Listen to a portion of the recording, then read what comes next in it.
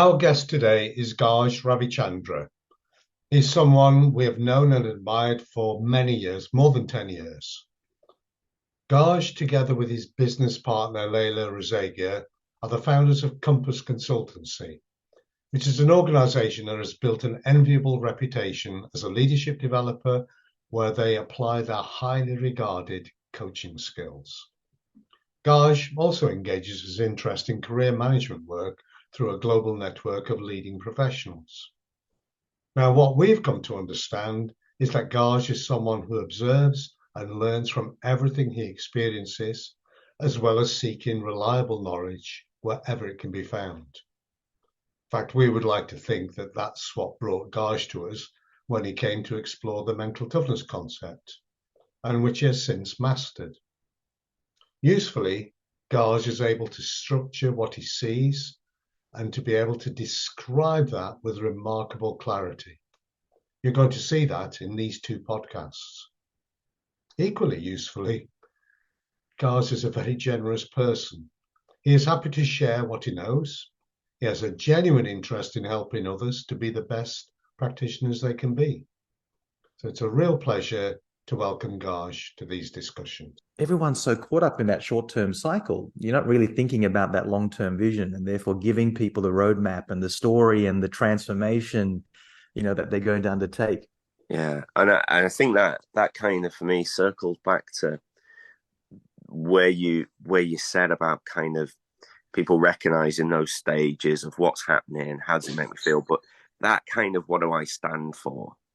Because that doesn't work if you're then going to adopt actions that are just pure short term. Now, that's not to say all actions have to be long term, but there are still short term. What am I going to do right now? What am I going to do today, next week, next month? But tying in with, but how do I kind of want to see myself? What do I stand for? What do I value? I suppose when people come into a position that they know they're going to be away in a little while and they're going to get absolutely scolded regardless of what they do, there's a challenge, I think, with kind of aligning value and pragmatism, because both are good. Having good value is a good thing, and being pragmatic is a good thing. Your discussions with leaders and the stuff, the executive coaches that work with you, talk with leaders, how much of kind of, I suppose, recognizing your own values and what you stand for, how much does that lead the actual practical, what you do on a day-to-day basis? I find it slightly different in some organizations, particularly where there's owner founders. Right? The way that they tend to operate, obviously, is with much more clarity and consistency in their approach. It may not be always healthy, right, in terms of how they do it, but there is a lot more consistency there, because their DNA obviously runs, throughout the business. Yeah. So, I think in the case of, corporate CEOs, they've got so many other, shareholders and stakeholders that they've got to manage, whether it's the board, whether it's, customers and various other people. I feel like very much they are tied down to that. And so the behavior, it really becomes, it's almost chameleon-like, in lots of ways, right? That they have to kind of adjust and pivot much more than the consistency seen in owner founders. And so, I was thinking the other day, I'm going to do this webinar coming up to this group of, young entrepreneurs who are running very successful businesses, but they all want to become billionaires. They want to get to this, what they're calling the billionaire mindset, right? So I've been interviewing a few billionaires on this topic about what is actually your relationship with leadership, and how do you go from being quite successful to being, substantially, successful from a commercial, perspective. And one of the common themes I thought was fascinating is their relationship with risk. And I had one particular quote which really hit me hard. It was literally about 10 days ago. And they said, and I said, the question was, why am I sitting over here and you're sitting over there, right? Well, what's kind of the main difference? And they said, well, Gaj, would you forego the opportunity to pay your mortgage on your house, your children's education, so that you could pursue your endeavor, right, to its absolute maximum? Like, what are you willing to give up, basically, right? And I said, no, I wouldn't do that. And they sort of said, well, enjoy your view. Yeah. And I think that sense of, that the ability to be able to have that relationship with risk, the comfort with risk, right? And know that it is discomfort and not safety, going back to that earlier point, right? And that you can put yourself up. It's that confidence in your abilities as well, right? Knowing you can find the answers in a time of turmoil or distress. That really stuck with me. And I think, how do we bring that kind of mindset into a corporate environment where, you can actually, you've got regulations and rules and processes and procedures, that support you, but they also stifle people, right? And I think it's one of the big frustrations that I keep hearing, in the corporate world, is that we're not able to think bigger. We kind of have to think in this way, and that's partly because we're not allowed. We're told to take risk, but actually we're not. The behavior is not, validated, right? So how can you innovate? How can you do things differently in a way that really gets massive changes when everyone's competing? We're all competing, right? It's a really great point, Gaj. John and I are just looking at a little team of 3 people who are running a major organization, and the 3 people couldn't be more different in terms of their mental toughness profile. And what you're talking about is diversity of a different type, isn't it? You need a whole mix of people. You need some real risk orientated, some people who are very careful and cautious and holding things back. And I think we've got this little case study that we're looking at, and that is either going to be the best team on the planet, or they're going to be fighting all the time. And that's part of the challenge to do.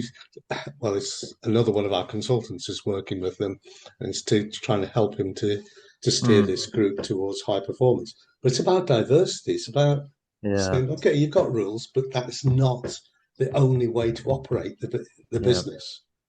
And I absolutely right. I heard this, wonderful quote from a risk officer recently on this topic at one of the banks here, and they said diversity means nothing if you don't have the inclusion part.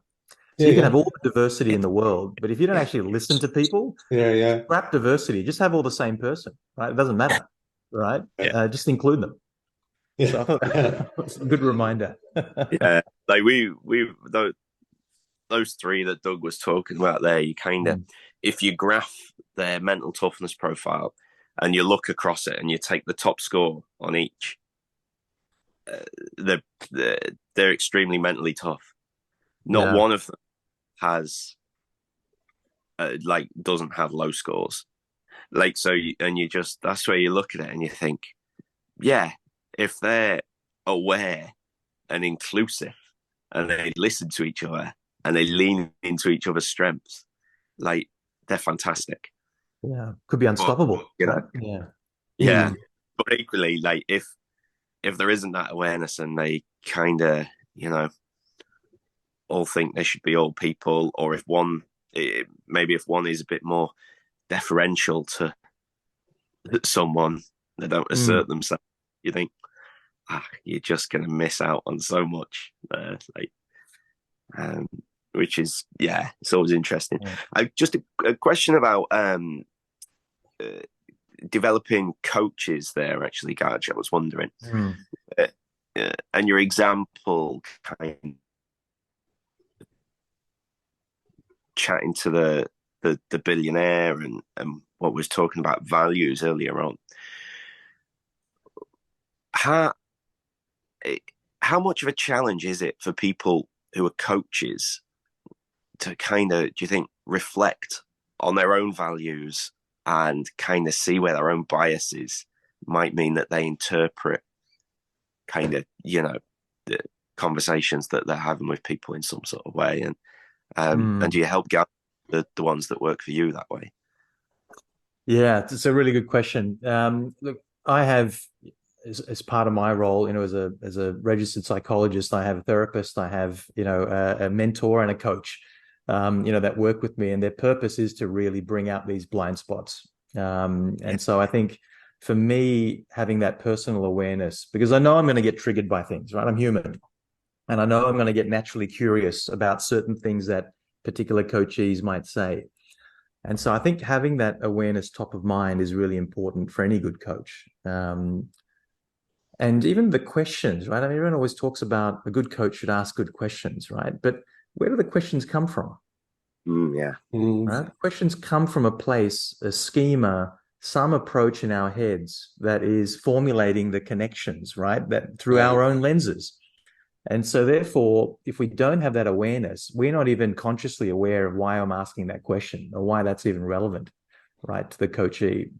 So I do find that helpful to have that self-analysis and objective analysis from other people on a regular basis.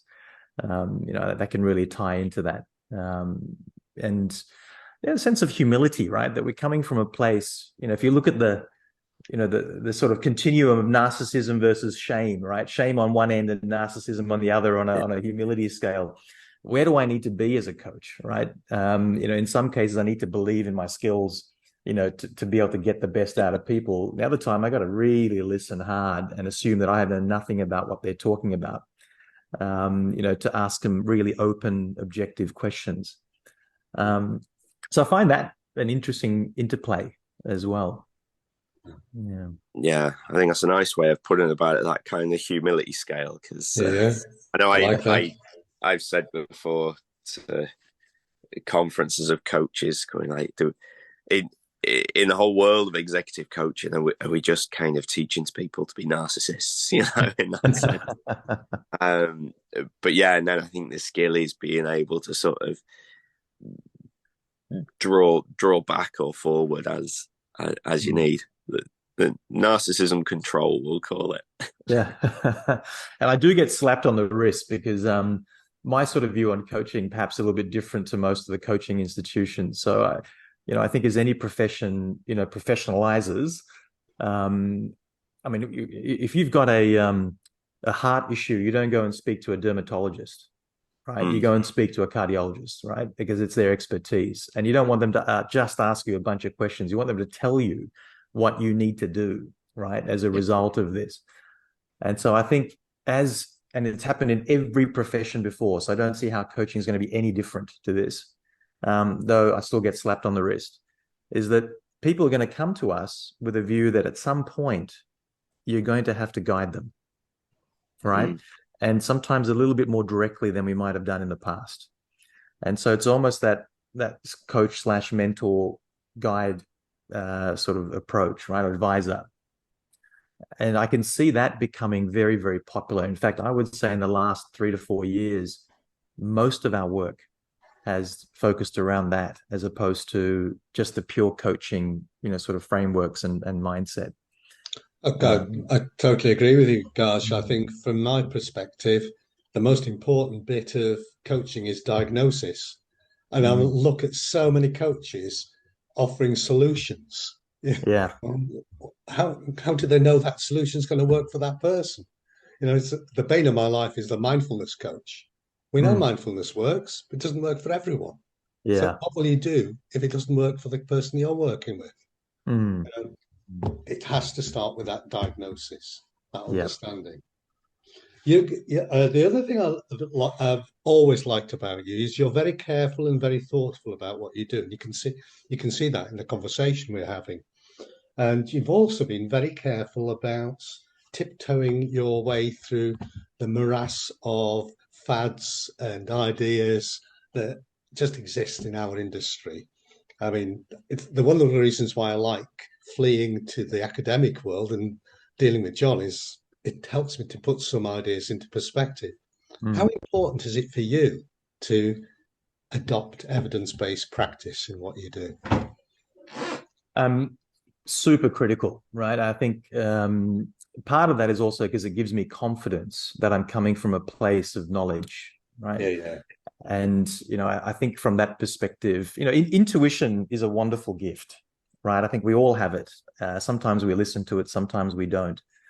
And obviously life experiences and so forth play a role. But of course, it's through such a narrow lens that information is gleaned. And I was reading this text which was talking about the idea that no one in the history of mankind has ever had the experiences or sees the world through our eyes, right? No one's ever been born or created.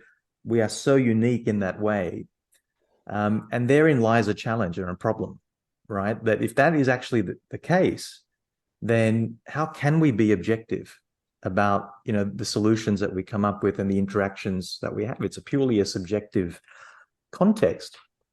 And I think, of course, I have personal views on things, where I try and avoid the social, frameworks that exist out there that, I probably don't share publicly on too many things. But I don't see it's important for me, to do that because they are my personal views. And I think as long as we're treating people with respect, I think that is one of the biggest, factors around that. But I do try and avoid it. I've made a couple of claims to our social media team about things I'd like to post, and I've got back a hard no on those things. So I think I'll take their advice on a few of those areas as well. But how do you guys do it? I mean, if you were to put a percentage of, when you're interacting with people, how much is evidence-based versus intuition? How would you kind of put a number on that? For me, that number's changed. I think at the start of my career, I would have probably been much more heading towards intuition based on my life experiences, what I see. As time has gone on, I've realized that my particular view and my set of experiences aren't typical of everybody else's. So you have to kind of move towards a more solid footing. And that's been, working with Peter Clough and now with John, as they're like my coaches and my mentors. They keep me on the straight and narrow. And that is very important to me. And as I grow older, I realise, that Bob Dylan phrase, I was so much older then, I'm younger than that now. And I realise I know so little. The other thing that struck me about, we're almost obsessive about being evidence-based to the point we can be ultra critical about other ideas. But the thing that I've learned most is how normal people are and how normal things are. When we talk about work with somebody to help them to do something, we can easily focus on some minor fault or minor weakness or minor disadvantage they have and blow it up out of all proportion. Actually, most of us are pretty normal, and it's a matter of tweaking, not major surgery. Yeah. And, I think that's the thing that I'm learning. And that's often a more an approach that is more readily accepted and more effective. So I don't know what you think, John. I kind of get an interesting take, right? Because unfortunately, the sort of evidence base that comes from academia that exists in peer review literature it's so inaccessible. Even if you ignore paywalls and nonsense like that, there's just the way that journals want you to present information makes it pretty. I wouldn't read academic journals if it wasn't my job to do it. They're not written, in a way that's accessible. And then you've got practitioners who obviously don't read that, so you end up with this huge gap. And when I'm working as a practitioner and when I'm working as a researcher, they feel like completely different worlds, which is actually a bit of a shame. So what I try and do is I try and marry the two up. And I think when it comes to using evidence-based practice in research, sometimes we take a very narrow understanding of that, where this doesn't mean that everything you say you have to back it up, and this sometimes in clinical psych settings I get frustrated with the rigidity of cognitive behavioral therapy, because it just follows the same process. Not all, there's some very good practitioners out there, but there's a lot of clinical psychs that will do the same stuff because evidence-based practice. And I won't do anything else. I won't suggest anything. I won't use my own intuition. And I think for me, evidence-based practice means if you're really well read, if you understand frameworks that are informing you, you're not necessarily taking them off the shelf and saying, this is exactly what you do, this is the recipe. But your knowledge and your understanding means that your intuition, by definition, is informed by evidence. So you think you're just coming up with something on the spot.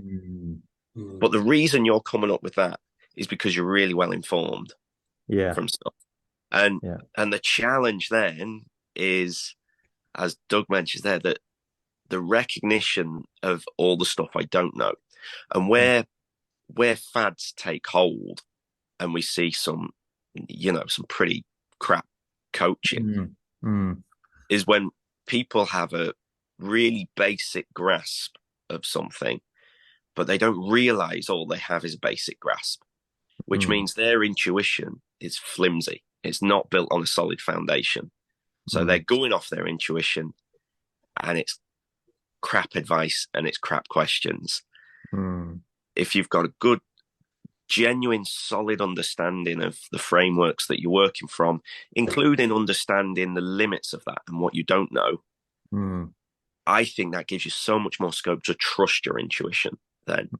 And the really experienced practitioners who really understand evidence-based and frameworks and theories and concepts, they might feel like they're just making stuff up on the spot, but they're not, because they wouldn't have thought of those things if it wasn't for that wealth of knowledge that they have, and I think that's where you have this effective, interactive, intuitive, like leadership and coaching that's good, as opposed to rushing out to try and be an expert. I'll stop myself going into a little rant. There's a fine line in there between like an impassioned speech and a rant. I think you're on the impassioned speech there, mate. So that was good. I think you're absolutely right. An impassioned rant. Yeah, we'll take the academic and the intuitive, combine it together. But I completely agree with you guys on many levels there. And I think having that awareness about ourselves first makes a big difference, right? What our natural approach is going to be. And also, if we're going to serve other people, through this experience, whether it's as a coach, as a consultant, whatever it might be, as an academic, I'd imagine in the academic world, intuition also plays a role in which path, right, that you want to go down, right, and pursue. So there is an element of that, and whether that's informed by, sort of your study and experiences and mentors and so forth, access to grants. Right? A number of features. Yeah. Well, it all starts with hypotheses, and very often they start off from an opinion. You just have an opinion and you want to test it. But it's the bane of our life, because we come up against so many other very popular ideas that have got very little evidence, and some of them have got no evidence at all behind them. They're just very popular ideas. Guys, I think it's been a brilliant conversation, and thank you for your time. I always find it really interesting chatting with you. I learn a lot from you every time we speak. I like the idea of there's no such thing as bad leadership. It's either leadership or it isn't. I think that's my takeaway from this section.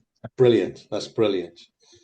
We are going to have another conversation, because as you've contributed to a book on leadership, and that's picking up a particular theme, the theme that we touched upon today, about leaders will perhaps in the future think and care about their resources, their people, a little bit more than they did in the past. So we'll be revisiting that, your chapter, and why you contributed to the chapter, and what messages you wanted to put forward in that chapter. So we will have you back very, very shortly. That'd be wonderful. Thank you, guys. Always appreciate the conversations and the time, and value your knowledge and expertise and practical sort of ideas, right? And in the real world, I think that makes such a big difference. Yeah. We try. Look, Gaj, it's been far too long, mate. So Yeah. be good. We'll catch up again soon the next time. That'd be wonderful. Thanks, John. Thanks, Doug. Appreciate it.